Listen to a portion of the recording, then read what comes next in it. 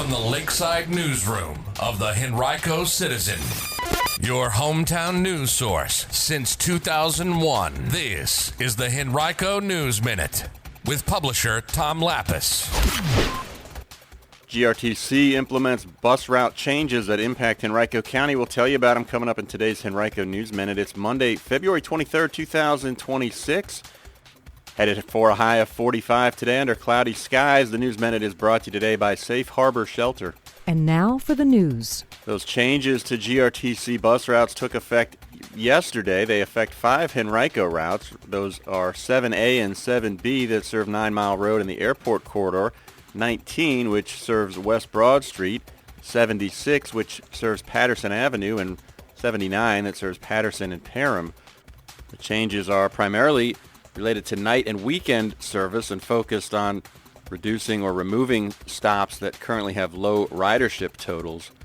The changes, according to GRTC officials, were made to increase reliability in the wake of a lack of bus operators. GRTC is down by 26 drivers. It employs about 300 currently. Leaders attribute the shortage of drivers to attrition and the fact that the agency did not run driver training classes during June, July, or August of last year.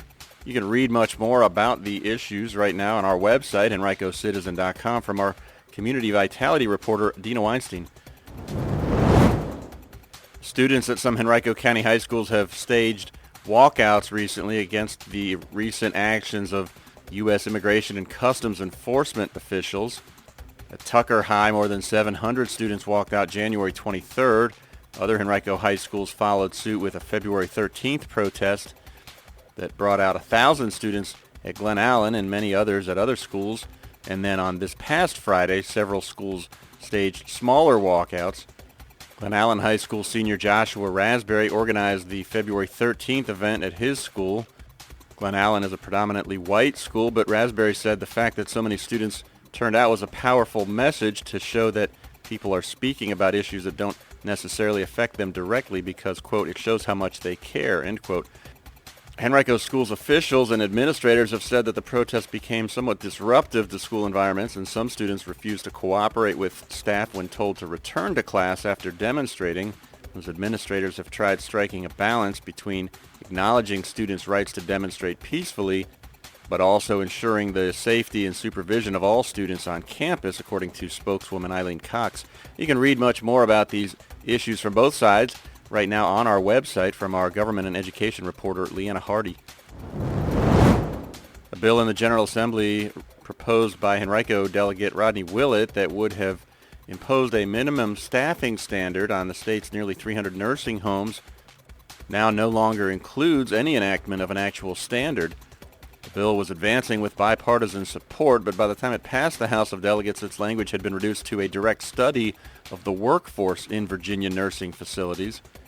That would be completed by the Joint Commission on Health Care, which previously produced a study on the same topic back in 2021. Willett said the main issue is a funding gap that he blamed on former Governor Glenn Youngkin and the impact of reduced funding from the federal government. You can read more about this topic also on our website from our partners at WTVR.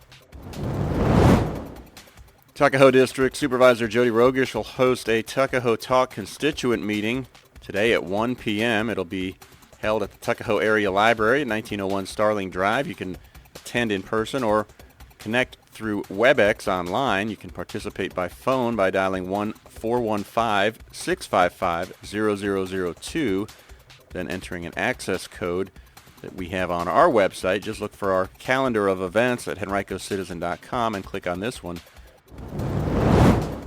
Today's Henrico News Minute has been brought to you by Safe Harbor Shelter. Did you know that financial control is a form of abuse? Up to 78% of survivors experience employment sabotage, which puts their jobs at risk.